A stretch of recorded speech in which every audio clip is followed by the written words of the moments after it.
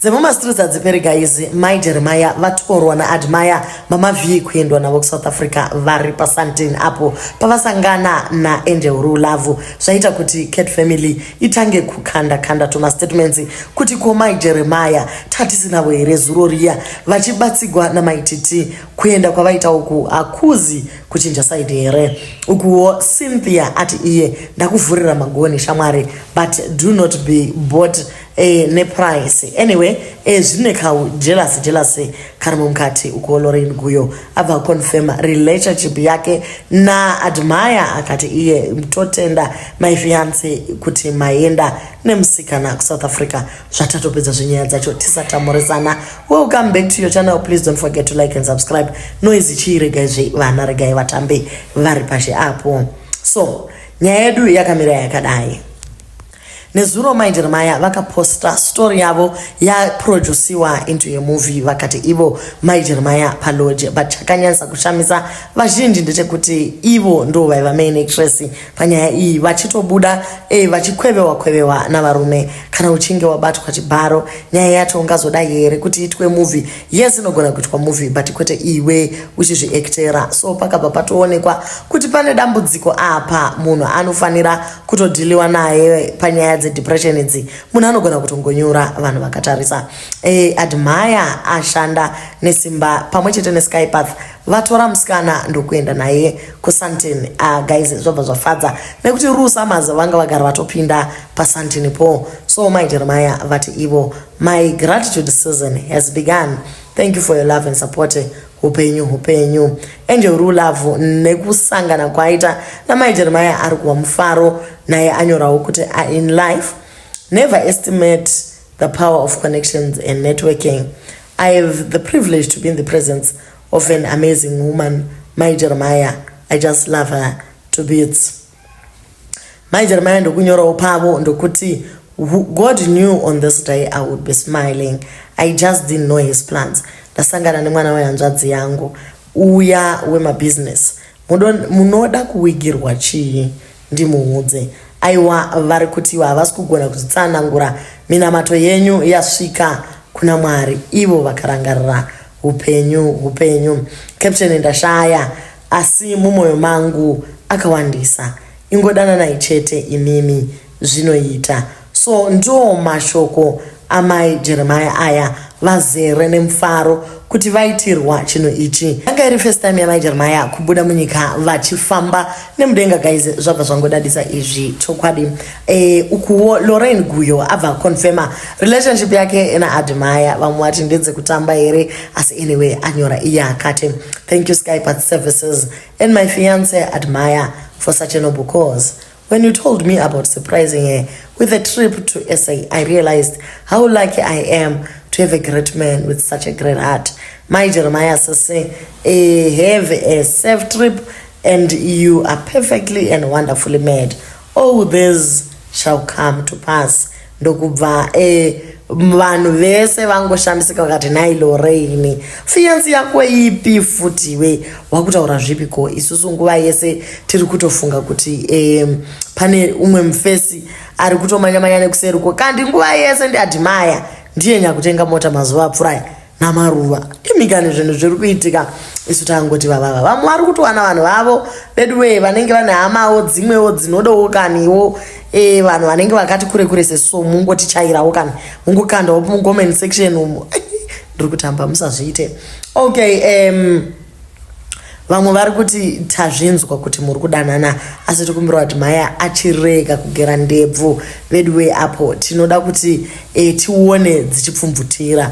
Asika guys musakangamwe kuti basa rake ari mvumiri kuti aite ndebvu dzakawanda anofanira kugara ari mhiri. Pane zvese zvichiitika vanhu vaine mufaro wakadai. Uyu anonzi DJ Spin Cynthia shamwari yaMai Jeremaya iri kuti ndini ndakakuvhurira madozi ekuti ugowana mbiri yawakaita iyi iko zvino wakuita zvamaconnections at least iwo wakwira ndege. Ari kuramba achinyora achitsimbirira mashoko anorwadza asi chaakatanga kuadresa pasocials pake ndechekuti stay strong je vakadzi vazere munyika umu. Ndokubva atevedzera posti yekukwira ndege kwaMai Jeremaya ndokuti iye kwirai mega ndege dzenyu dzaJezebel. Ndokuzobva ipapo ndokuti iye a woman's worth ain't measured by free flights or data bundles. Don't trade your dignity for temporary gains, sisi. Your value lies in your strength, resilience, and the love you share with your family. Keep your head up and your standards higher. Ndovapaisiwa nyoka ipapo. Achipedza ipapo wanyora zvakare ndokuti to Mai Jeremaya and everyone involved, I want to sincerely apologize for my past actions. I realize now that my decisions affected more people than I initially thought. As a mother, I'm committed to setting a better example and being more mindful of my choices. I hope you can find it in your hearts to forgive me, that we can all move forward. #repentance. Asachipedza kudaro ndokubvanyora akati iye ndafonerwa naJMP ari kufunga maDNA ndamuti siya zvipfuure, it's a time to move on. Imi munoti chii? Again padzosewa nyoka iya. Apedza ipapo musikana aisa zvakare munamato akati iwe Heavenly Father, we pray against the spirit of Jezebel, a spirit of manipulation, control and seduction. We ask that you deliver us from its influence and protect us from its schemes. Give us discernment to recognize its presence and strength to resist its temptations. In Jesus' name we pray. Amen.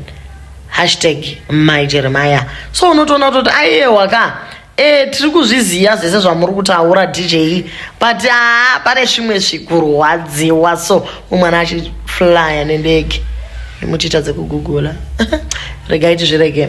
Alright guys, so topinda pane kupedzisira yaita kuti vanhu vadhuma nemusoro. Guys, everyone is trying to help Mai Jeremaya, whether a cat family, again, whether snake family, undergrass or whatever you think. But what we are simply saying is hapana need yekuti tirwisane nenyaya iyi. Remember, we are all women first. Before we are any family, cat or snake or dog or any other family, tiri madzimai first. Umwe wedu achingatsikirirwa tinomira naye. So pana ghost rinonzi Marita Maria radecida kuadressa this issue nekuti kuri kuratidza kuti ketina called Rue Love pamwe chete naAdmire vana Mai Jeremaya ndobva zvaita kunge vari kuti come to mama zvekutodaro zviya zvaketina, but ameno kuti vanoda kudhipisa nyaya dzakadai tinenge tichida kuti zvifambe sei chaizvo. So ghost ranyora iro ndokuti regarding this issue, I would like to make it clear that my TT was only providing assistance to a vulnerable woman. Zvekuzoti Mai Jedza come to mama atongovawo mafanis. It was our wish for Mai Jedza kuti abatsirwe nemunhu wese. Kucat family hatizi varoi zvedu. We have nothing to lose kuno vakatobatsirwa ende kunoku zvisina basa tatokanganwa hedu. Zvekuti Bruno achatora masofa atova mafanis. Bruno and Mai TT helped many people vasingaverengeke, but you people, you choose not to see their good side.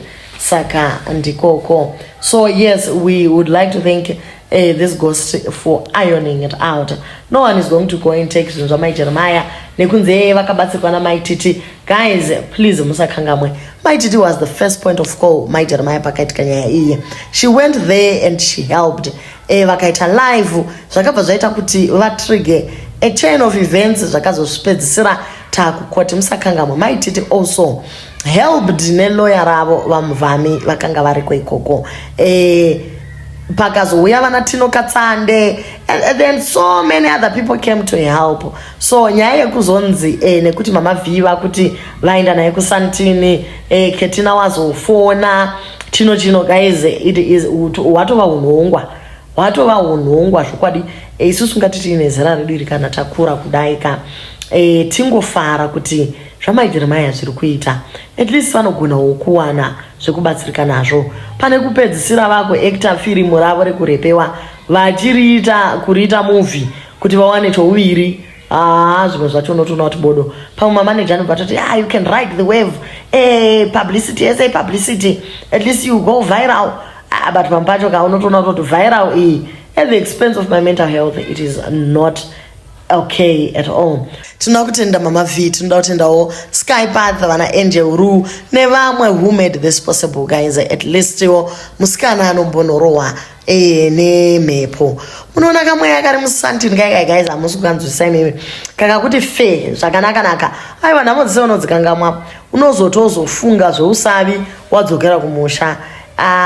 Zvafamba zvakanaka guys. Chero pamwe pacho hapadi kana kungoendeswa kumasaji, kungonomasajwa muviri iwoyo waitopfonyedzwa nemhuka dziya, unofilawo beta waendeswa kuspa, mafacials what pamwe pacho kungomira zvako pabalcony of a hotel just watching the cars pass, mavhurupani zvimwe zvakadaro, unobva watonzwa kuti kana chero masoja emuviri anotora zvombo obva asimba. Saka tiri kuti isusu vane jealousy, aiwa bodo, isusu tiri kufara kuti zvofamba zvakanaka. Please do leave your comments on what you think, and musakangamwe the novel narrative, zim novel narratives hande ikoko zvakare tinondorava zvedu mabhuku.